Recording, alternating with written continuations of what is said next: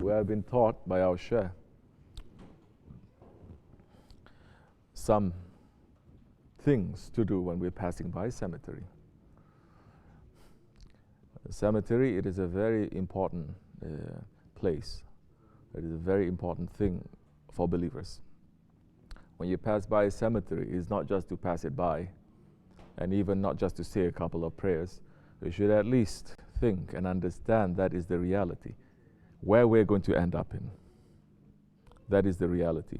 Whatever that you're doing at that time, the angel of death comes. Everything that we are doing that is so real to us, that is all just going to disappear like that. Everything is going to disappear. And what we're going to be left with is that reality that we are in the grave. There are many that are in the grave, and they are happy. Their graves, it is like a waiting station for where they are going to end up in. A waiting station, a taste of paradise. It is going to be wide, it is going to be a home to them. The body is going to feel very comfortable. Spirit is going to feel very comfortable. But there are more. They are screaming because it is a taste of where they're going to end up in, a taste of the hellfire. Especially in this Akhir Zaman.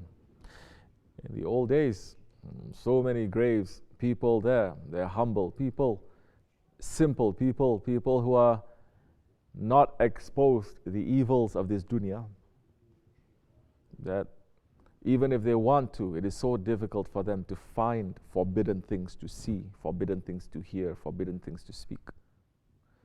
But in these days, a kid who is 2 years old, 3 years old, with the access to that phone and the internet, the whole dunya of forbidden things, it is open to them.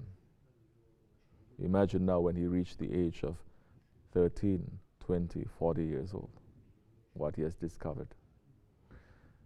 In the old days, there was a barricade between evil and people. In these days, in the name of freedom, everything it is open. It's freedom just for the ego anyway. It's not freedom for the spirit. Nobody says, I want my spirit to be free and I want to put my ego in a cage. Everyone is saying, I want to put my ego free and put my spirit in a cage. For them, the idea of freedom is for you to taste everything and anything that you want. You don't even eat everything and anything that you want. Everybody agrees that you cannot do that. You're going to get sick, it's going to kill you. Shaykh Effendi, one time I remember, he said he passed by a cemetery in Istanbul and he could smell. Yes, the awliya Allah, they could see and they can smell. They can experience the reality of certain things that looks like nothing to most people. And you can smell the smell of paradise coming from a cemetery. And he looked, it wasn't even a Muslim cemetery. It was an old Armenian cemetery.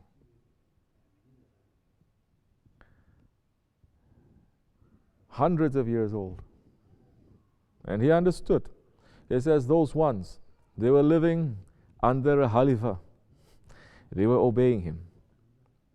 Although they belong to a different religion, but because they're obeying the Khalifa and they're being good ones to him, Allah is blessing them.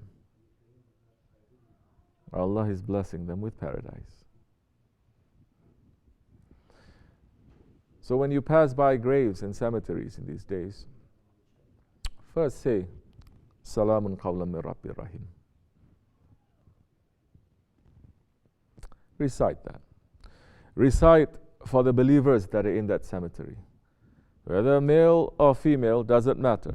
Muslim or non-Muslim, it doesn't matter. These days, believers and unbelievers, it is not according to the form. It is not even according to the religion. It is according to faith and your sincerity. Recite one Fatiha for the sake of the Prophet ﷺ. And say, as you like, O my Prophet, as you like, Ya Allah, as you like, O my Shaykh, This is for those ones who are buried there, who are in need.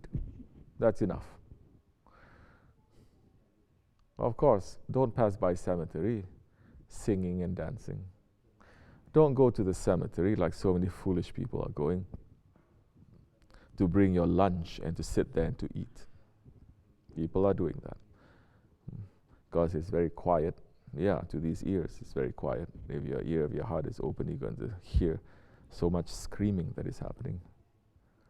Don't eat, don't drink, nothing in there.